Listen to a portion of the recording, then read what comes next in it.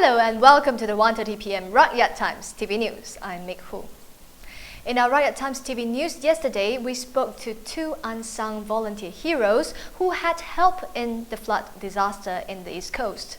Today in our studio, we have Encik Ali Hazran Hashim, an activist who has been involved in social activities for the past 30 years. His vast interest in people has helped him build a network of multiracial volunteers on a mission to restore unity in multi-faith Malaysia. During the 2014 Kalimah Allah issue, Ali started the Love and Peace Offering movement of moderate Muslims, creating awareness of multi-faith Malaysia. This involved 30 moderate Muslims, Christians, Hindus and Buddhists. In 2013, he started a flood relief team in Kelantan and catered food and clothing for nearly 3,000 victims. Today, he's here to share his experience with us to inform us of the procedure for packing and separating the food and products for flood victims according to age and gender. Ali questions the government's 800 million ringgit fund allocation, which some say has no impact. The Rakyat have the right to know how the government has spent the 800 million ringgit. He also proposed to get private developing companies involved in the rebuilding and restoration process. And what role can the Rakyat play? So, thank you, Ali, for coming to Rakyat Times. Before we start, can you tell us roughly what you have seen in Kelantan and Terengganu? Well, good afternoon, and I'm Ali Hazran Hashim. It is sad and a tragedy what happened in Kelantan, Terengganu, Pahang, and also in Johor now and Perak lately with the flood that is happening. Not less than 200,000 victims of the flood are suffering. When the flood hits East Coast, after the second day, we started our relief center in Kelana Jaya. We started in Kelana Jaya with the effort of few of our friends, Ahmad, Naveen, and few other guys, which and we started it in a mosque. Started the mosque, and people were donating, and we were more focused on medical supplies, medicine especially, because we know during the Kelantan flood in 2013, many people were giving clothes and food, but ignored and forgot about medical supplies. And so you guys specialize in the medical supplies. Correct. So you brought the team to East Coast to distribute them? Yes. We went, the last time we went down and we gave some of our products, but mainly we are working with Emirat, where we supply for it to be airlifted to Kelantan, Terengganu, and a lot of medicines has been supplied to all this clinic kesihatan. You mean the government's clinic kesihatan? Yes, mainly. You guys were the supplier. Correct. What about the government's own fund of, I don't know, medicines? Why do they need the Rakyat to supply the medicines? Well, this time they were not prepared. The Kementerian was never thought it will be such a bad thing, but the flood just gushed in, and the whole thing, every system failed, and some of the hospitals were flooded, and there were no electricity. The insurance, so-called operation theatre cannot move, no generators and all that. And medicines were, most of the medicine were wasted because of the flood, and it was not prepared. People were not prepared. So what happened? The need arose for the medicine to be sent, and we able to get from pharmaceutical, and there were a lot of donation from doctors and all that, where we able to supply quite a big amount of medicine to all the centers to take care of the first aid of the victims, such as cough and all the infection and all that. E. coli is first time I'm hearing of it. I don't know what sickness, but more on rashes, children, because of the rat kencing tikus. That is very serious, actually very serious, because flood waters, when the moment flood hits, the rats are the first one to come out. So the water is infected, the children are coming out, people are walking, the rashes, and it is directly goes to the blood and the skin, and the infection is bad. Sometimes you can, it's very painful and all that. So we know after the Kelantan 2013, we know what kind of medicine need to be supplied. So we catered for it, we looked for it, and we able to send. Say, but few heli was taking our products, and we able to send it over to Kelantan, especially Kuala Krai Hospital, Gua Musang also. And what have you, okay, because you guys specialize in medical products, right, or medical donations, what kind of condition they are in now, the victims? Is it very, very bad? At the moment, from what I see on the ground, ground zero, the situation is bad. Medical is still bad. We have also got relief teams of doctors sent there for emergency cases and all that. It means volunteer doctors who have been airlifted to certain areas to take care of patients and all that. That shows that Kelantan itself or Terengganu itself has not prepared for this. It means they have the hospitals, they have all these facilities, but what happened? Why do we need to send extra doctors, extra nurses there from volunteers? Volunteers.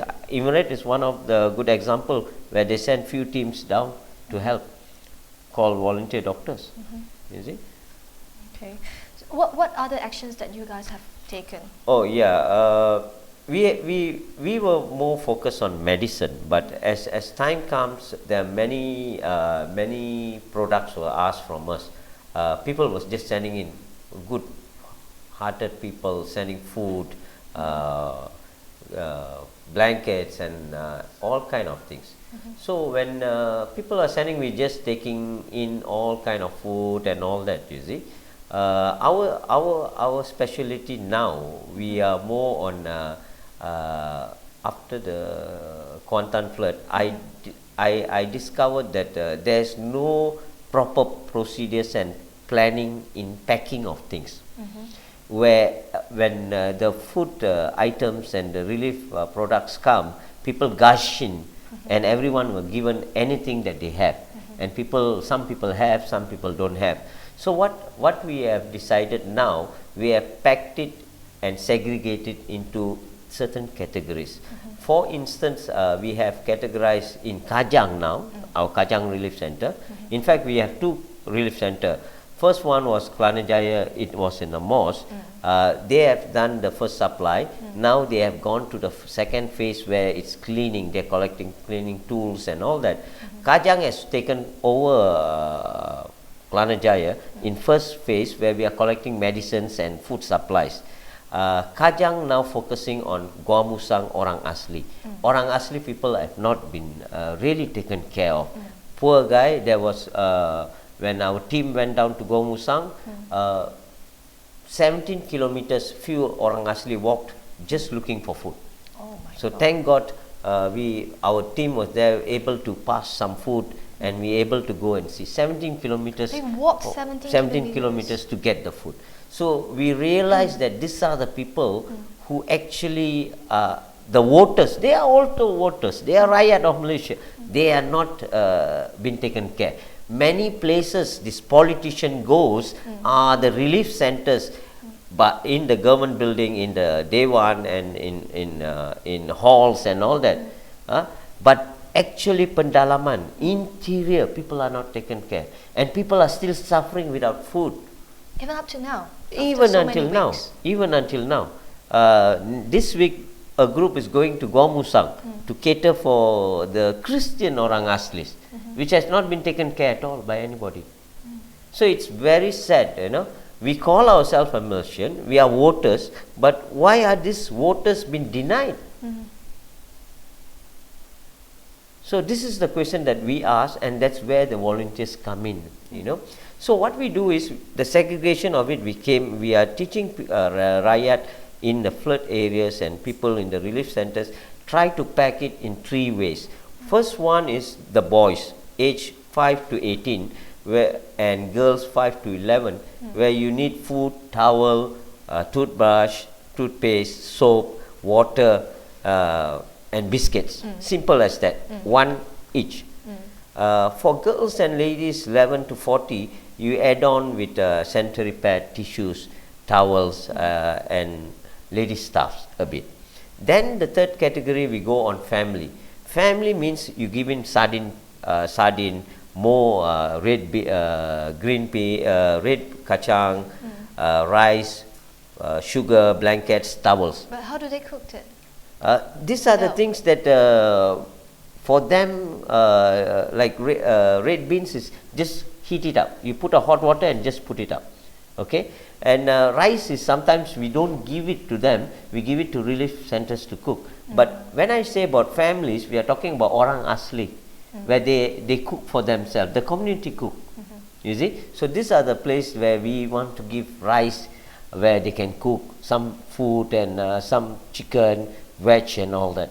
So basically this is how we categorize the breaking of food.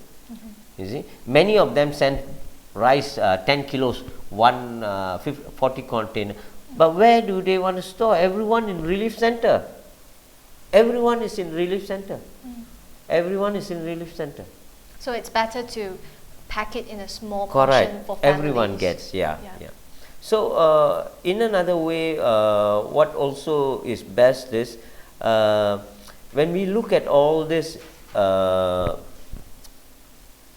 suffering of flood victim. Kelantan, why does the flood happen in Kelantan and why is so bad this time?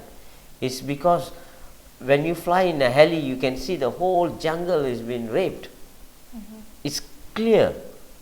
You just see like a desert. That is an interesting topic which I propose that we have you in another session. We talk only on that and what causes it. Because we have very limited time, can you tell, you have a proposal to the government, can you elaborate? Okay, on that, we were touching on Mohiddin Yassin saying 800 million allocated by the government, and Najib was saying 500 million. There's a contradiction of 500 million and 800 million. Why is that? Okay, and the Rakyat has the right to know because it's taxpayers' money. How do the government spend 800 million on this flood victim? Why can't they give us a detail what they have done with it? And they are talking about school going to be restart this week, and how are you going to start it? Because there's no chairs, there's no tables. And the mud, according to and the mud is 4 feet, 3 feet from the wall. Who's going to clean? You see, so we will suggest to the government, we are asking the government to postpone the school until at least a month from now for Kelantan, Terengganu and flood affected area. And then the government have to push the GLCs.